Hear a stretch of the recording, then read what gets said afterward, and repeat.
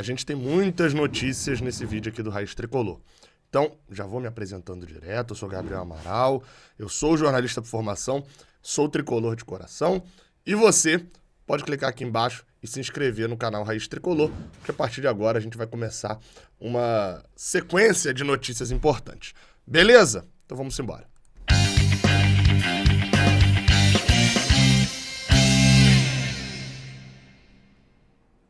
Vamos lá, a gente começa falando sobre Fla-Flu ainda, registro sobre o Fla-Flu. Uma das notícias é de que o Gabriel Wacker, que é um jornalista especializado em TV e cobertura televisiva também de esporte, disse que a Globo divulgou que o primeiro Fla-Flu, né, das oitavas de final, teve, somando a audiência do Sport TV e do Premier, teve a segunda maior audiência da história da TV por assinatura no Brasil. A TV por assinatura no Brasil tem ele disse que é desde 90, tem 23 anos, pelo menos.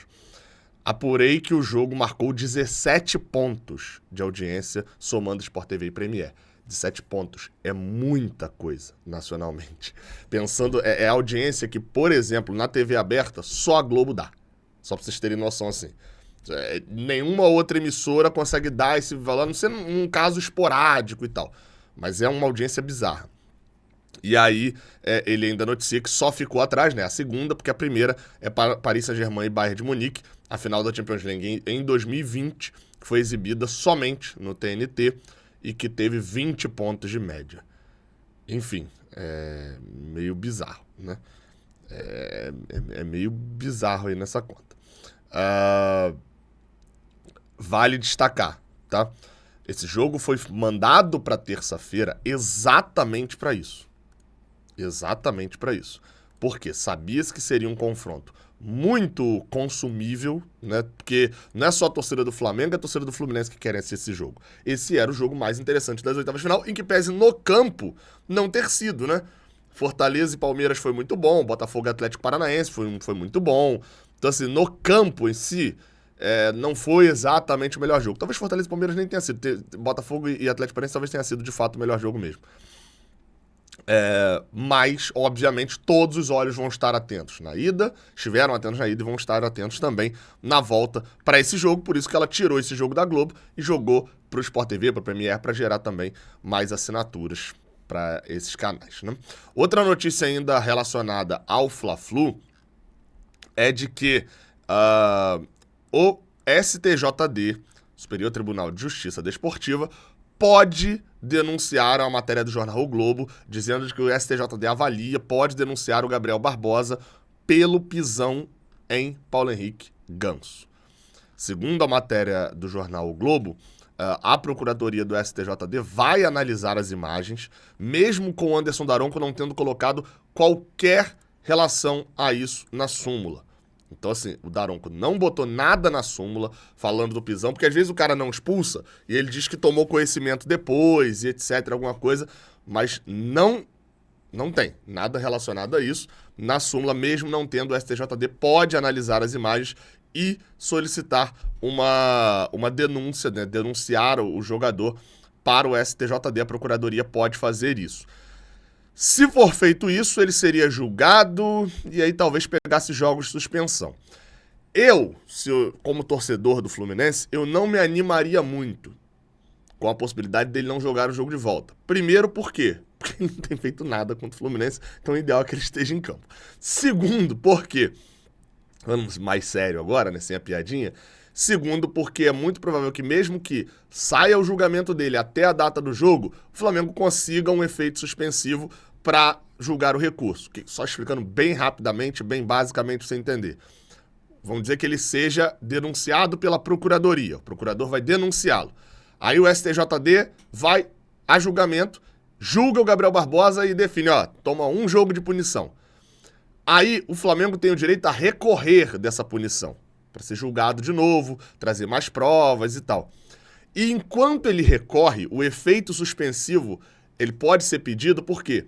Isso significa que o Gabriel ainda vai ser julgado e se ele for considerado inocente, ele não vai ter cumprido o jogo que ele tomou a punição sendo inocente, entendeu? Tipo assim, se ele pegou um jogo de suspensão e ele vai ser punido pro jogo contra o Fluminense, não é justo que ele receba a punição antes do julgamento, porque ele cumpriria contra o Fluminense e ia ser julgado de novo. Se ele é declarado inocente, ele já cumpriu, entendeu? Então, acho pouquíssimo provável de que ele não jogue o jogo de volta. Mas, tomara que seja denunciado e pegue uma suspensão, porque o que ele fez foi agressão. Mudando agora de assunto, mas ainda ficando em clássicos, Botafogo informou no seu perfil do Twitter de que, neste momento não, porque você pode estar assistindo isso, né? Mas na tarde desta quinta-feira, 17 mil ingressos, 17 mil torcedores alvinegros foram confirmados para o clássico contra o Fluminense no próximo sábado. E isso, assim, quando divulga torcedores, imagino que esteja incluído aí também os torcedores que retiraram gratuidades e tal, porque senão falaria ingressos vendidos. Mas enfim, 17 mil alvinegros confirmados para o clássico. O setor leste superior está esgotado, eles abriram agora o oeste superior. A torcida do Fluminense tem ingressos ainda disponível também para o setor sul, lá do Engenhão, que é onde fica a torcida visitante. Não vai ser um clássico de casa cheia. Isso acho que já está definido já. Não vai ser um clássico de casa cheia, o que é muito estranho, considerando o Botafogo, né, ser líder do campeonato. 5 vitórias e 1 derrota só. Enfim, não sei se a derrota para o Atlético Paranaense destruiu aí o sonho do Botafogo de alguma coisa, mas estranho, no mínimo estranho. Ainda dentro da lógica dos próximos jogos, Keno e Martinelli, segundo também o jornal O Globo, estão sendo trabalhados e há o projeto, o Fluminense trabalha internamente, projeta o retorno de Keno e de Martinelli para o jogo contra o Flamengo. A situação de Martinelli ela é mais simples, porque ele já está treinando normalmente e já pode ser relacionado até para o jogo contra o Botafogo.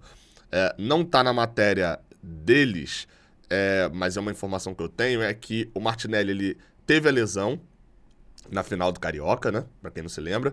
Recuperou da lesão, começou a fazer a transição pro gramado e tal, para voltar para os treinamentos normais e tal, sentiu de novo, não chegou a ter outra lesão, nem nada muscular não, mas ele sentiu dores, voltou pro tratamento, talvez a recuperação tenha sido acelerada demais, e aí por isso que ele demorou um pouco mais do que seria normal, né? O Martinelli tá fora há pouco mais de um mês, já isso não era normal dentro do que era esperado no início da lesão dele lá atrás.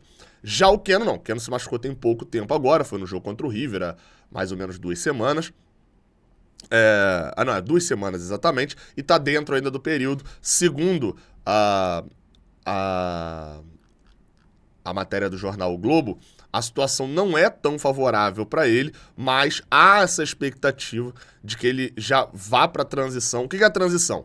O cara está recuperado da lesão, mas ele ainda não está pronto para jogar ou treinar normalmente. Ele tá lesão muscular, você tem ali um risco de, se você acaba da lesão e vai jogar direto, você se machuca de novo.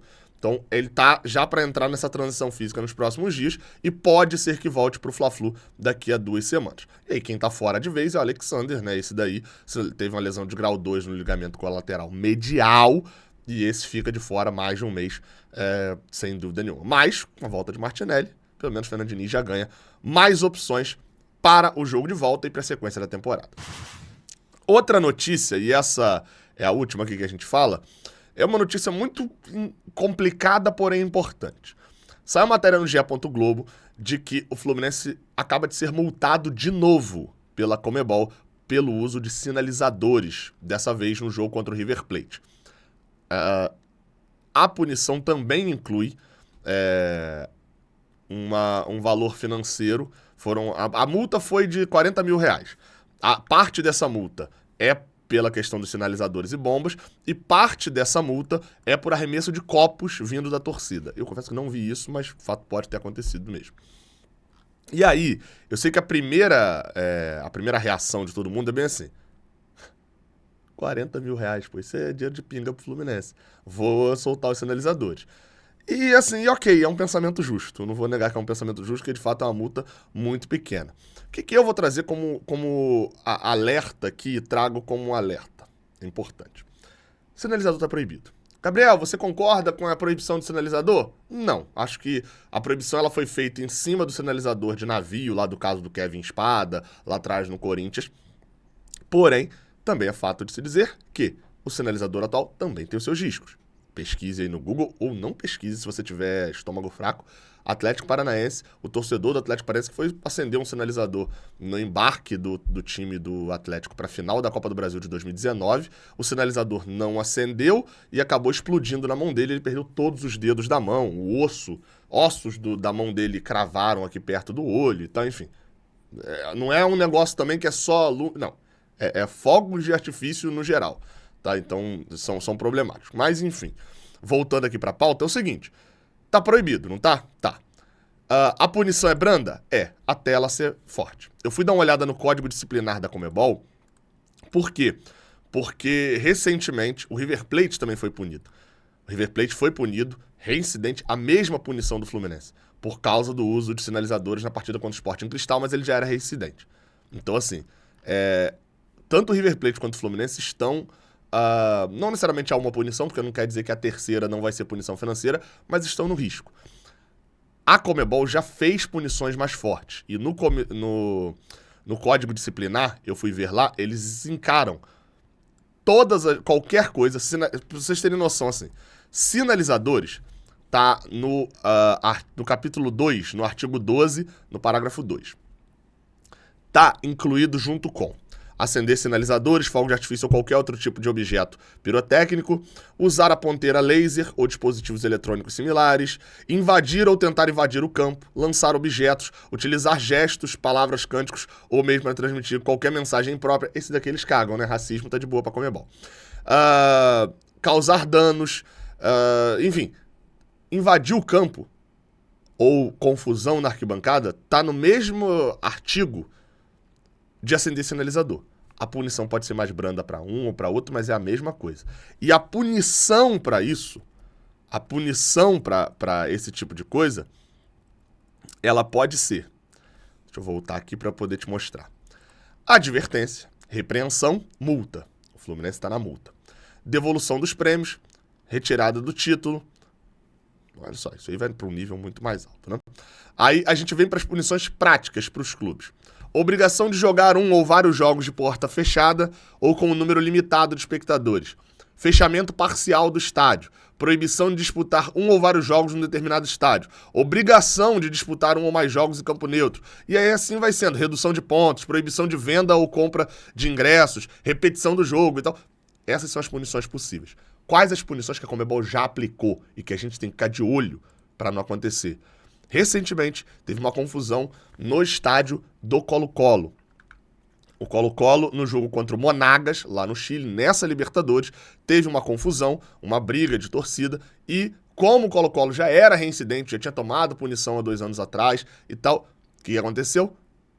Tomaram uma punição de R$600 mil, que é quase que o valor que você ganha por vitória, um pouco menos que o valor que você ganha por vitória, e fecharam setores do estádio. O setor Arica e o setor Lautaro foram fechados.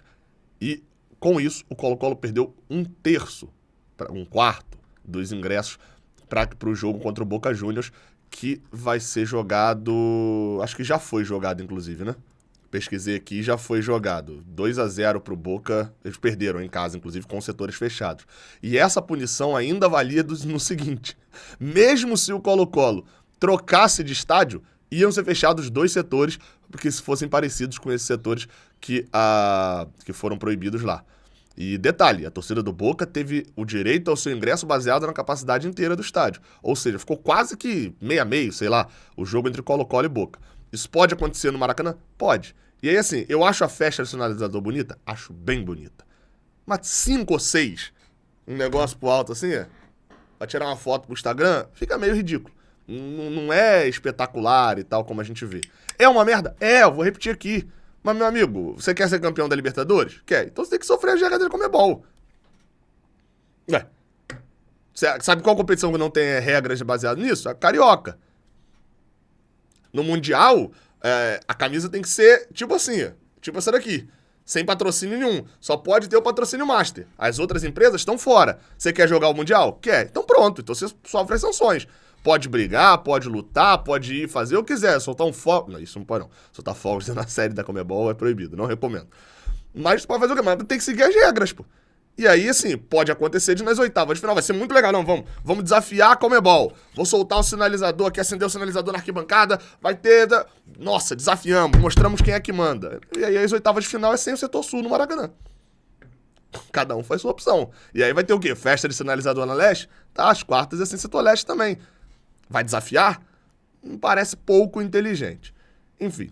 Não vou ficar aqui falando mesmo assim, não acenda sinalizadores, só porque isso aparece no telão, o clube pede, não sei o que, não sei o que, não sei o que lá, e o torcedor que acende tá lá acendendo ainda. Então, pô, eu vou mandar que ninguém acender?